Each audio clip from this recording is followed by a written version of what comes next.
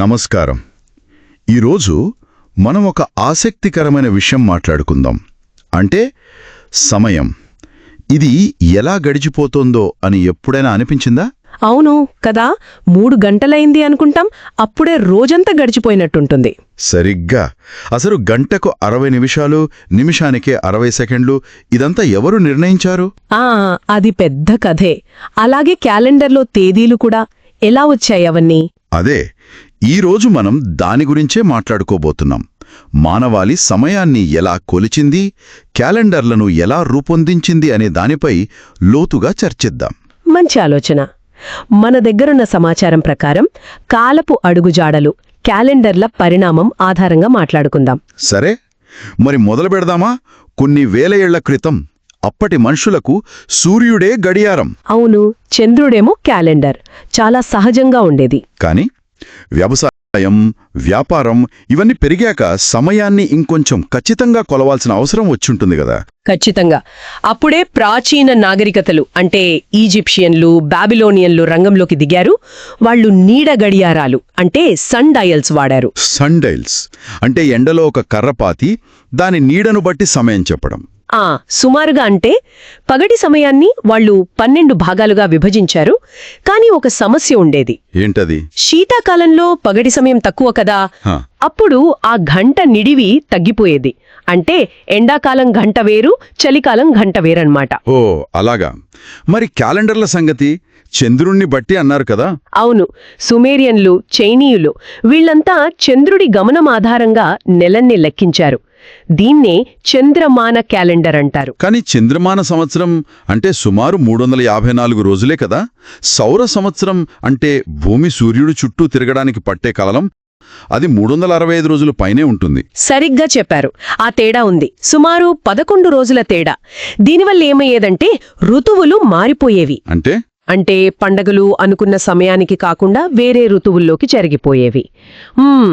ఉదాహరణకి Islamic calendar పూర్తిగా చంద్రమానం కాబట్టి రంజాన్ నెల ప్రతి ఏటా కాస్త ముందుకు జరుగుతూ వస్తుంది.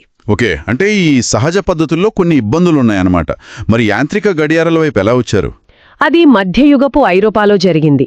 ముఖ్యంగా చర్చిల్లో ప్రార్థనల కోసం ఖచ్చితమైన సమయం తెలియాల్సి వచ్చింది. అప్పుడే మెకానికల్ క్లాక్స్ అంటే యాంత్రిక గడియారాలు వచ్చాయి. అవి మొదట్లో ఖచ్చితంగా ఉండేవా? అంతగా లేవు, చాలా పెద్దగా బరువుగా ఉండేవి. కానీ 14వ శతాబ్దంలో ఒక కీలకమైన మార్పు వచ్చింది. అదే ఎస్కేప్మెంట్ మెకానిజం. ఎస్కేప్మెంట్ అదేంటి? అది గడియారంలో శక్తిని నియంత్రిత పద్ధతిలో విడుదల చేసే ఒక చిన్న భాగం అన్నమాట. దీనివల్లే గడియారం ముళ్ళు టిక్కాక్మంటూ స్థిరంగా కదలడం మొదలైంది. దీంతో సమయాన్ని కొలవడం సాధ్యమైంది. అద్భుతం. ఇదే సమయంలో క్యాలెండర్లలో కూడా ఏమైనా మార్పులు జరిగాయా? జరిగాయి. సౌర గణన వైపు మొగ్గు చూపారు. ఈజిప్షియన్లు అప్పటికే 365 రోజుల క్యాలెండర్ తయారు చేశారు. అంటే 12 నెలలు, ఒక్కో నెలకు 30 రోజులు ప్లస్ చివర్లో 5 అదనపు రోజులు. ఓకే. తర్వాత క్రీస్తుపూర్వం 46లో జూలియస్ సీజర్ ఈజిప్షియన్ ఖగోళ శాస్త్రజ్ఞుల సలహాతో జూలియన్ క్యాలెండర్ను ప్రవేశపెట్టాడు. ఇందులో ప్రతి 4 ఏళ్లకొక లీప్ రోజును జోడించారు. లీప్ రోజు అంటే ఫిబ్రవరిలో 29వ తేదీ. అవును. సౌర సంవత్సరంతో క్యాలెండర్ను వీలెంత దగ్గరగా ఉంచడానికి ఇదో ప్రయత్నం. కానీ జూలియన్ క్యాలెండర్ కూడా పర్ఫెక్ట్ కాదనుకుంటా. ఆ తర్వాత ప్రమాణీకరణ అవసరం ఎందుకొచ్చింది? టైమ్ జోన్స్ అవి. అది 1800ల్లో పారిశ్రామిక విప్లవం, ముఖ్యంగా రైళ్ల రాకతో పెద్ద గందరగోళం మొదలైంది. ఎలా? అప్పట్లో ప్రతి ఊరికి దాని సొంత సమయం ఉండేది. సూర్యుడు నడినెత్తికి వచ్చినప్పుడు మధ్యాహ్నం 12 గంటలు అనుకునేవాళ్లు. కానీ వేరువేరు ఊర్లలో అది వేరువేరు సమయాల్లో జరుగుతుంది కదా. సరిగ్గా. దాంతో రైళ్ల టైం టేబుల్ సరిగ్గా వేయడం కష్టమైంది. కొన్నిసార్లు ప్రమాదాలు కూడా జరిగాయి. వ్యాపారానికి కూడా ఇబ్బంది అయింది. అప్పుడు టైమ్ జోన్స్ ఆలోచన వచ్చిందా? అవును. సర్ షాండ్ఫోర్డ్ ఫ్లెమింగ్ అనే ఆయన 1870లలో ప్రపంచాన్ని 24 టైమ్ జోన్లుగా విభజించాలని ప్రతిపాదించాడు. 1884 కల్లా చాలా దేశాలు ఇంగ్లాండ్లోని గ్రీన్విచ్ను ప్రైమ్ మెరీడియన్ అంటే 0 డిగ్రీల రేఖాంశంగా అంగీకరించాయి. Greenwich mean time GMT.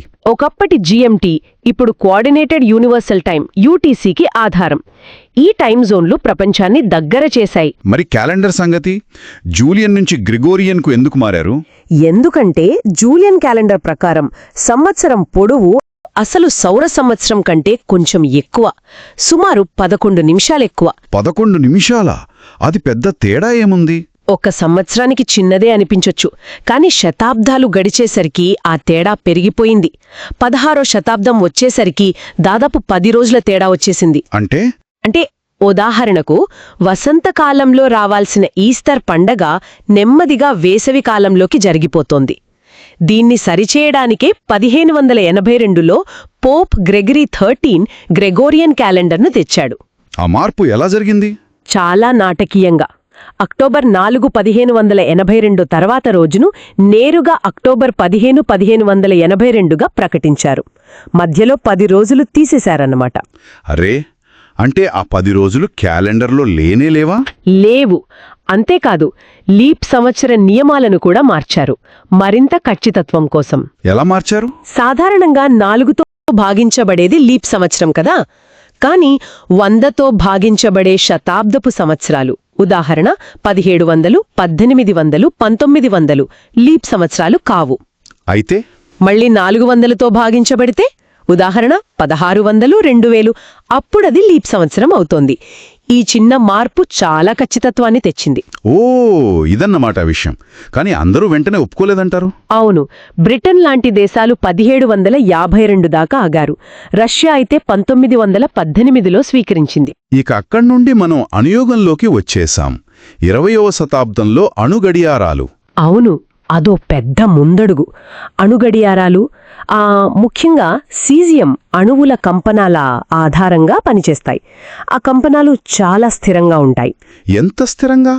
ఎంతంటే సెకనుకు 9192 మిలియన్ 63,77,770 సార్లు కంపించేలా నిర్వచించారు. దీనివల్ల సమయాన్ని ఊహించలేనంత ఖచ్చితత్వంతో కొలవడం సాధ్యమైంది. ఈ ఖచ్చితత్వం దేనికి ఉపయోగపడుతుంది మన రోజువారీ జీవితంలో? చాలా వాటికి. మనం వాడే జీపీఎస్ నావిగేషన్, ఇంటర్నెట్ సింక్రోనైజేషన్, శాటిలైట్లు, అంతరిక్ష ప్రయాణాలు, వీటన్నిటికీ ఈ అణు ఖచ్చితత్వం అత్యవసరం. ఐన్స్టీన్ సాపేక్ష సిద్ధాంతం కూడా సమయం గురించి ఏదో చెబుతోంది కదా? అవును, సమయం స్థిరం కాదు, సాపేక్షమని చెప్పారు. అంటే వేగం పెరిగినా లేదా గురుత్వాకర్షణ శక్తి పెరిగినా సమయం నెమ్మదిస్తుంది. నిజంగానా? నిజమే. ఉదాహరణకు ఇంటర్నేషనల్ స్పేస్ స్టేషన్ ISSలో ఉండే వ్యోమగాములు భూమి మీద మనకంటే అతి స్వల్పంగా, అంటే సెకనులో చాలా చిన్న భాగం నెమ్మదిగా వృద్ధాప్యం చెందుతారు. అద్భుతం. మరిప్పుడు ప్రపంచమంతా గ్రెగోరియన్ క్యాలెండర్ వాడుతున్నా ఇంకా వేరే క్యాలెండర్లు కూడా వాడుకలో ఉన్నాయి కదా? ఉన్నాయి. గ్రెగోరియన్ క్యాలెండర్ ప్రపంచ వ్యాపారానికి, కమ్యూనికేషన్కు ప్రమాణంగా మారింది. కానీ సాంస్కృతిక, మతపరమైన అవసరాల కోసం చాలా క్యాలెండర్లు వాడుకలో ఉన్నాయి. హీబ్రూ క్యాలెండర్, లునిసోలార్, ఇథియోపియన్ క్యాలెండర్ 13 నెలలుంటాయి, మనకంటే 7-8 ఏళ్లు వెనుకుంటుంది. అలాగే మన భారతీయ శక క్యాలెండర్ మన ప్రభుత్వం కూడా గుర్తిస్తుంది కదా? అవును, 1957లో దీన్ని అధికారికంగా స్వీకరించారు. ఇది గ్రెగోరియన్ క్యాలెండర్ కంటే 87 ఏళ్లు వెనుకుంటుంది. ఈ క్యాలెండర్లు కేవలం తేదీలు చెప్పడానికే కాదు, అవి మన సంస్కృతికి, గుర్తింపుకు చిహ్నాలు. నిజమే. ఆకాశంలో సూర్యచంద్రుల్ని చూడటం దగ్గర నుండే కంటికి కనిపించని అణువుల కంపనాల్ని లెక్కించడం వరకు, సమయాన్ని, రోజులను ఒక పద్ధతి ప్రకారం పెట్టడానికే మానవాళి చేసిన ప్రయాణం నిజంగా అద్భుతం.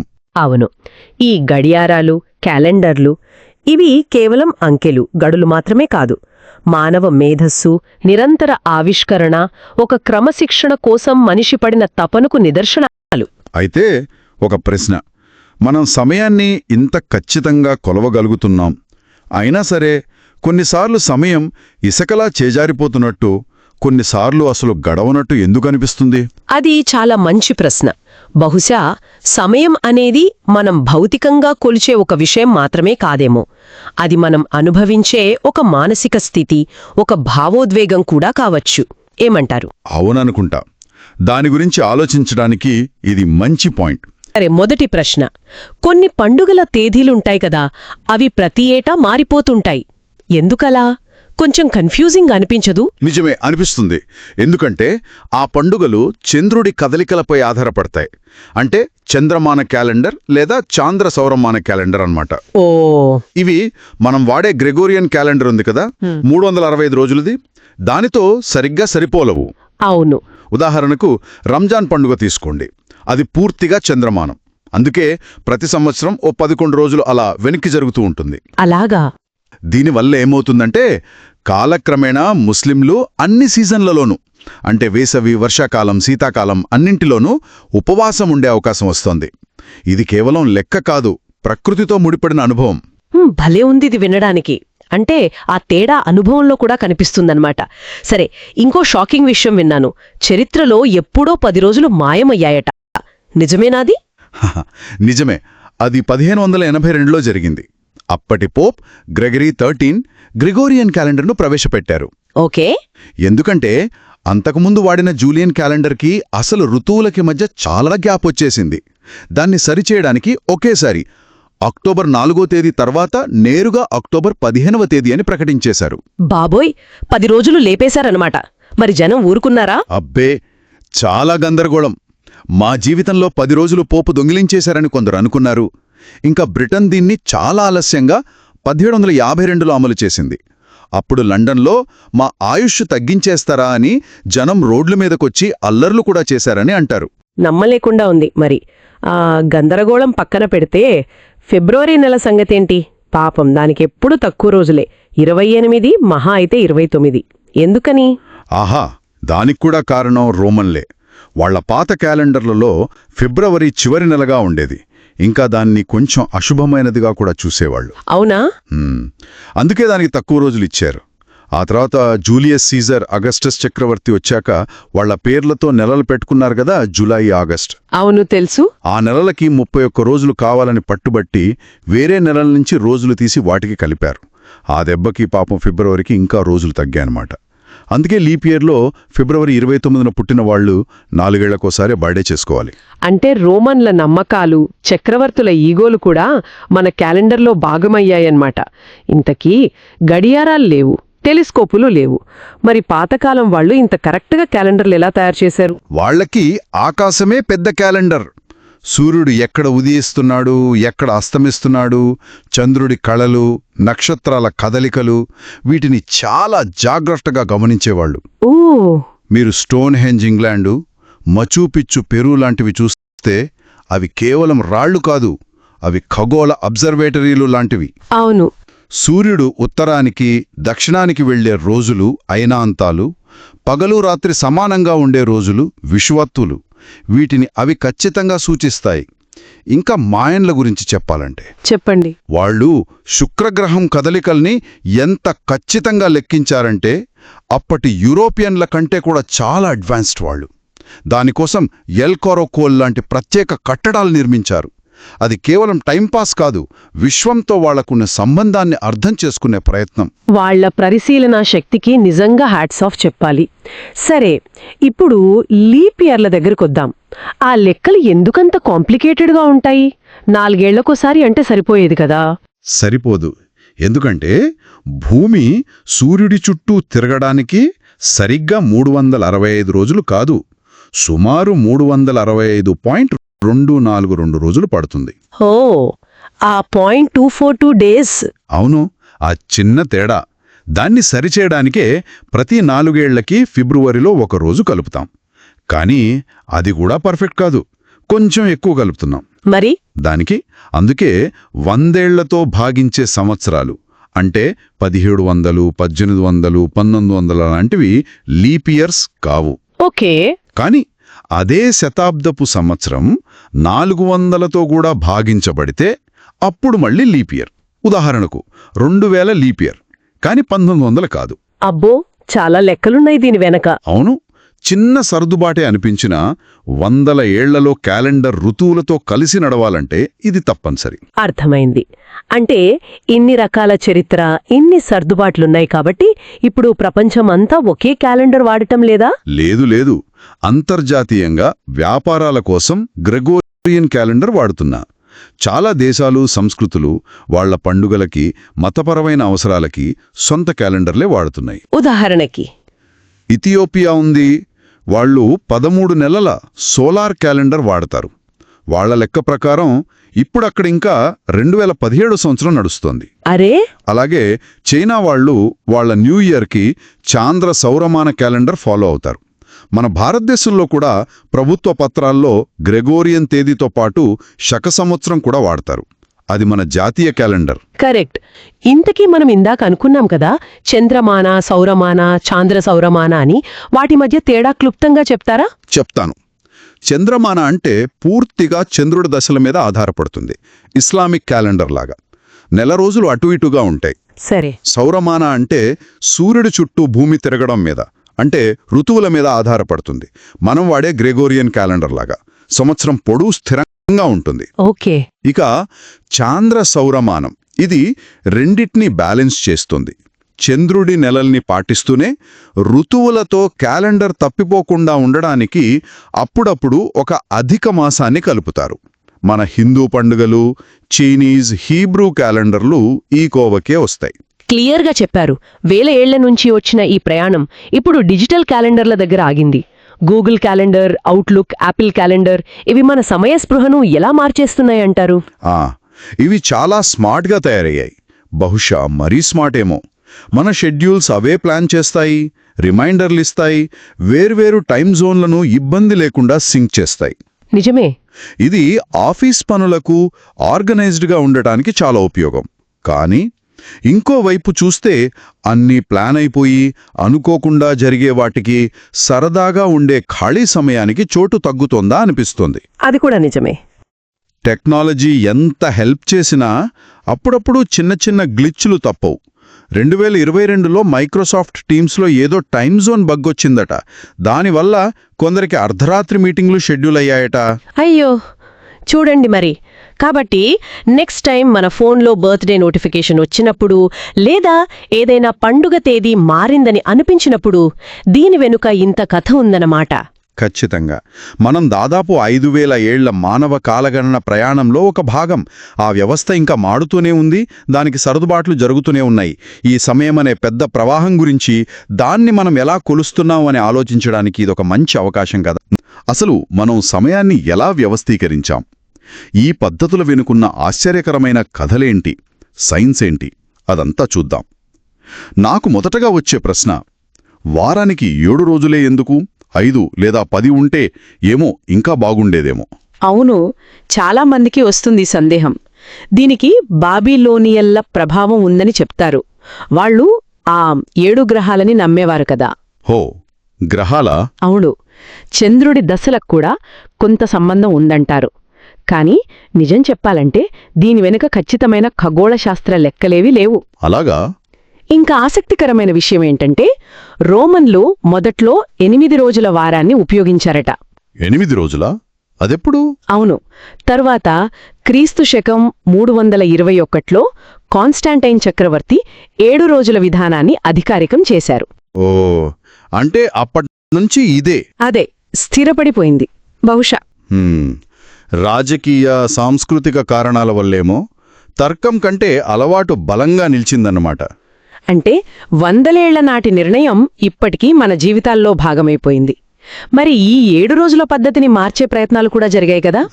జరిగాయి, ముఖ్యంగా ఫ్రెంచ్ విప్లవం సమయంలో. అవును, ఆ క్యాలెండర్ భలే వింతగా ఉంటుంది. 10 రోజుల వారమన్నారు. అంతేకాదు, రోజుని 10 గంటలుగా, గంటని 100 నిమిషాలుగా, అంతా దశాంశ పద్ధతి. నెలల పేర్లు కూడా వాతావరణాన్ని బట్టి పెట్టారట. ఫ్రిమాయర్ అంటే మంచుకాలం, థర్మిడార్ అంటే వేడికాలం. అలాగా చాలా తార్కికంగా ఉంది కదా. వినడానికి తార్కికంగానే ఉంది, కానీ అది నిలవలేదు గదా. లేదు, పూర్తిగా విఫలమైంది. దానికి కొన్ని కారణాలున్నాయి. ఒకటి, నెపోలియన్కు అది నచ్చలేదు. ఓ. ఇంకో ముఖ్య కారణం, ప్రజలు, ముఖ్యంగా కార్మికులు 9 రోజుల పనిచేసి 10వ రోజు సెలవు తీసుకోవడానికి ఇష్టపడలేదు. అవునులే, అది కష్టమే. వాళ్ళు 7 రోజుల లయకు బాగా అలవాటు పడిపోయారు. దాంతో 1805లో దాన్ని రద్దు చేసేశారు. అంటే ఎంత తార్కికంగా ఉన్నా ప్రజల అలవాట్లు, అంగీకారం ముఖ్యమన్నమాట. సరిగ్గా చెప్పారు. సమయాన్ని కొలవడం కేవలం లెక్క కాదు, అది మన సంస్కృతిలో భాగం. నిజమే. సరే, ఆ ఫ్రెంచ్ క్యాలెండర్ సంగతి పక్కన పెడితే ఈ మధ్యకాలంలో కూడా సమయం మార్పులపై చర్చలున్నాయి. Daylight saving time, DST. DST, అది మొదటి ప్రపంచ యుద్ధంలో శక్తి ఆదా కోసం మొదలైంది. అవును, కానీ ఇప్పుడు దాని అవసరం ఉందా లేదా అని పెద్ద చర్చే జరుగుతోంది. జరుగుతోంది. యూరోపియన్ యూనియన్ అయితే రద్దు చేయాలని ఓటు వేసింది, కానీ ఏ పద్ధతి పాటించాలో తేల్చుకోలేకపోతున్నారు. అంటే గందరగోళం ఉందన్నమాట. కొంతవరకు. అమెరికాలో కూడా చూడండి, అరిజోనా లాంటి రాష్ట్రాలు దీన్ని అస్సలు పాటించవు. హో, ఇది సమయం మీద రాజకీయ, ఆర్థిక ప్రభావాలు ఎంత ఉంటాయో చెప్పడానికి మంచి ఉదాహరణ. గంటలు మార్చడానికే ఇంత చర్చ ఉంటే అసలు సమయమే స్థిరం కాదంటే నమ్మగలమా? ఐన్స్టీన్ సిద్ధాంతం అదే చెప్తోంది కదా. అవును, సాపేక్షతా సిద్ధాంతం ప్రకారం మనమెక్కడ ఉన్నాం, మన వేగం, చుట్టూ ఉన్న గురుత్వాకర్షణ, వీటిని బట్టి సమయం వేగం మారుతుంది. నిజంగానా? ఇది ఆచరణలో కనిపిస్తుందా? ఖచ్చితంగా కనిపిస్తుంది. మన ఫోన్లలోని జీపీఎస్. అవును, జీపీఎస్ దాని గురించి మూలంలో ఉంది. జీపీఎస్ ఉపగ్రహాలు భూమి చుట్టూ చాలా వేగంగా తిరుగుతాయి కదా, అక్కడ గురుత్వాకర్షణ కూడా తక్కువ. అవును. ఈ రెండు కారణాల వల్ల వాటిలోని గడియారాలు భూమిపై ఉన్న మన గడియారాలతో పోలిస్తే కొంచెం వేగంగా నడుస్తాయి. రోజుకి సెకనులో కొన్ని కోట్ల వంతు తేడా వస్తుంది. సెకనులో కోట్ల వంతు తేడాయినా? అదే చిన్న తేడా అనిపిస్తుంది, కానీ జీపీఎస్ వ్యవస్థ దాన్ని సరిచేసుకోకపోతే లొకేషన్ కొన్ని కిలోమీటర్లు పక్కకు పోతుంది. అద్భుతం. అంటే రోజూ వాడే టెక్నాలజీలోనే ఇంత పెద్ద సైన్స్ దాగి ఉందన్నమాట. అవును, దీన్నే రిలేటివిస్టిక్ టైం డైలేషన్ అంటారు. భౌతిక శాస్త్రం మన జీవితాల్ని ఎలా ప్రభావితం చేస్తుందో చెప్పడానికి ఇది మంచి ఉదాహరణ. నిజంగా ఆశ్చర్యంగా ఉంది. సరే, సమయం ఇంత సంక్లిష్టంగా ఉన్నా మన రోజువారీ జీవితానికి ఒక క్యాలెండర్, ఒక క్రమం అవసరం కదా? ఎంతైనా అవసరం. మూలంలో అడిగినట్టు అసలు క్యాలెండర్లు లేకపోతే మనం బతకగలమా? ఊహించడం కూడా చాలా కష్టం, అంటే అసాధ్యమనే చెప్పాలి. ఎందుకని? చూడండి, వ్యవసాయం దగ్గర నుంచి వ్యాపారాలు, పండగలు, బడులు, ప్రయాణాలు, చివరికి పన్నులు కట్టడం వరకు అన్నీ క్యాలెండర్ మీదే ఆధారపడి ఉన్నాయి. నిజమే. ఈ మధ్య కోవిడ్ లాక్డౌన్ సమయంలో చాలామందికి గుర్తుందా, ఈ రోజు ఏ వారమని కూడా తెలియలేదు. సోమవారమో శనివారమో. అవును, ఆ అనుభవం ఉంది. అదే మనకు సమయ సూచికలు, ఒక వ్యవస్థ ఎంత అవసరమో స్పష్టం చేసింది. క్యాలెండర్లు లేకపోతే మొత్తం గందరగోళమే. అంటే క్యాలెండర్లు కేవలం తేదీల పట్టికలు కాదు, అవి మన నాగరికతకు పునాది లాంటివి. మన చరిత్ర, సంస్కృతి, అవసరాలు అన్నీ వాటిలో కనిపిస్తాయి. సరిగ్గా చెప్పారు. చివరికి భౌతిక శాస్త్ర సూత్రాలు కూడా ముడిపడి ఉన్నాయి. అవి లేకపోతే మన వ్యవస్థీకృత ప్రపంచం నడవదు. ముగింపుగా ఒక ప్రశ్న. మన ప్రస్తుత క్యాలెండర్లలో చరిత్ర, కొన్ని యాదృచ్ఛిక నిర్ణయాల ప్రభావం కనిపిస్తోంది కదా? అవును. ఒకవేళ ఈరోజు మనకున్న సైన్స్ పరిజ్ఞానంతో కొత్తగా, పూర్తిగా తార్కికమైన క్యాలెండర్ను తయారు చేయాల్సి వస్తే అది ఎలా ఉంటుంది? మంచి ప్రశ్న. ఫ్రెంచ్ విప్లవ క్యాలెండర్ లాగే మళ్లీ విఫలమవుతుందా, లేక ఈసారి ప్రజలు స్వీకరిస్తారా?